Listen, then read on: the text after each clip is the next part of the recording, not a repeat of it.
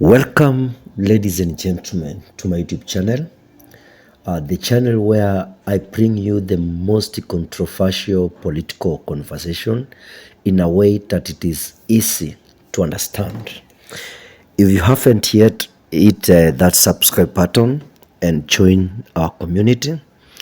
Now, leo, I want to dive deep into the ongoing discussions around Deputy President Rigathi Gachagua and the impeachment they are bossing towards him and its potential political impact on our country. So, ladies and gentlemen, sit tight and let's get into this conversation. The talk of impeaching the Deputy President Rigathi Gachagua has brought political tensions to a new level in our country. First of all, let me examine why this impeachment is even being discussed in our country. Since his rise to power, the Deputy President has become one of the most polarizing figures in the current government. He is known for his outspoken, sometimes unfiltered comments, especially when addressing sensitive issues like tribal relations and resource distribution. His comments often leave people divided, while his Mount Kenya support base may stand by him. Others, including MPs from his own UDA party, feel that his words are damaging the party's image. Wanasema Gachagua's public remarks are too reckless and could spark unnecessary conflict in this country, and already grappling with political and ethnic tensions. Allow me to break down this conversation and see what it means politically. I want to start, number one, by saying that the apology that raised eyebrows, the apology that the Deputy President has made today at Karen.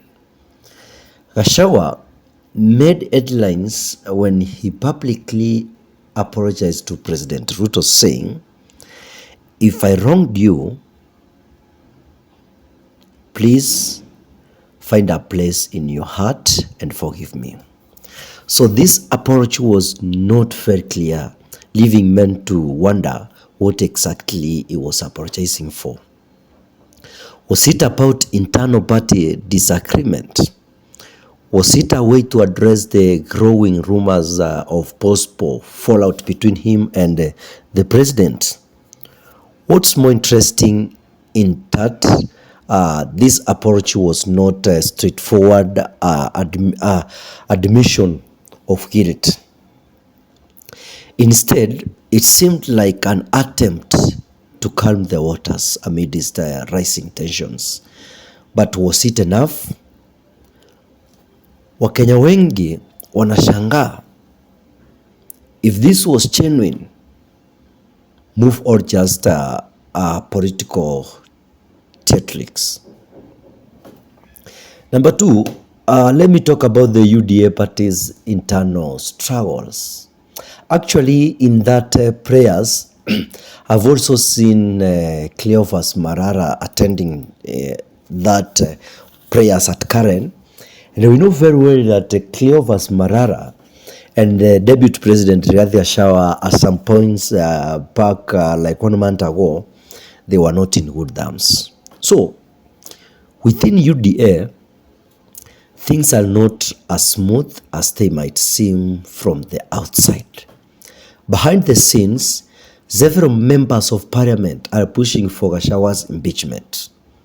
They argue that his conduct is not just a personal issue, but a threat to the party's stability and the public image. They see him as a political liability, someone whose brush often divisive style is not aligned with the party's broader goals. For President Ruto, I can say that this situation puts him in a tough spot. On one hand, the deputy president played a major role in delivering the Mount Kenya fort in 2022.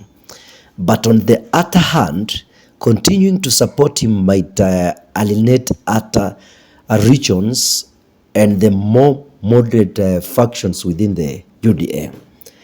Ni swali la wakati whether Ruto will stick by him or distance himself to safeguard his future political ambitions.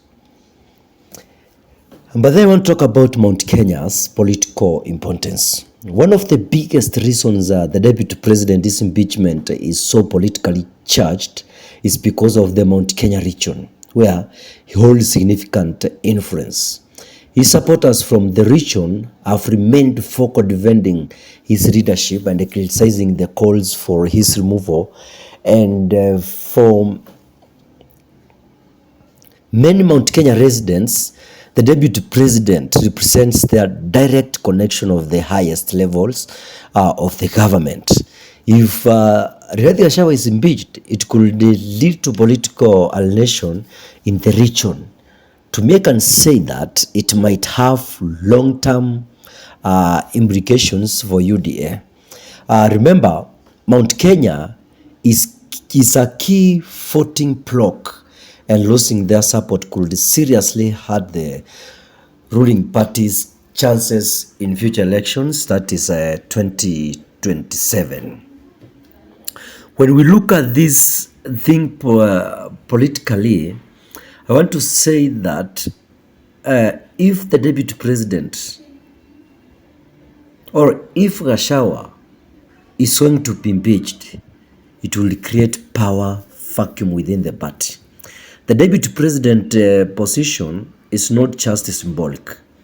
It's a great real power and influence in this country.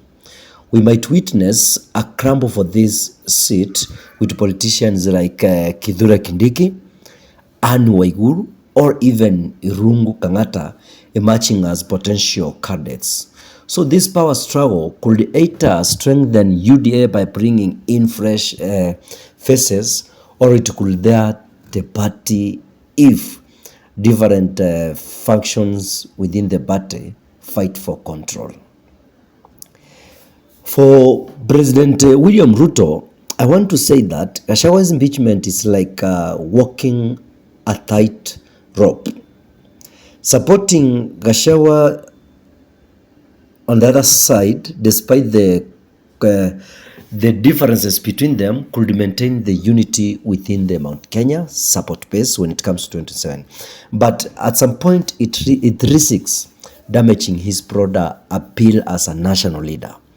On the flip side, him distancing himself from the deputy president might bring relief to the UDA members who are critical of the deputy president's leadership style. However, this move could come at a cost. Losing Mount Kenya's unwavering loyalty could weaken Ruto's political standing, especially with 2027 elections already casting a shadow. Hapa ndipo patakuwa pagumu sana kwa Ruto.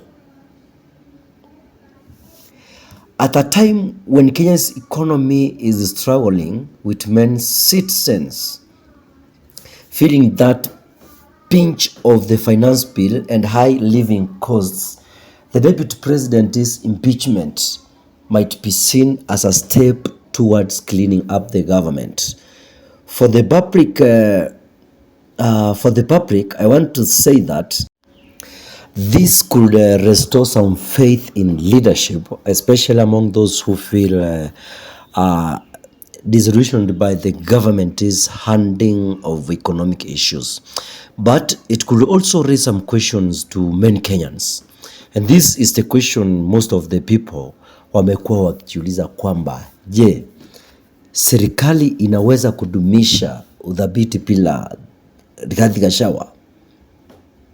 Can the government remain stable without the deputy president?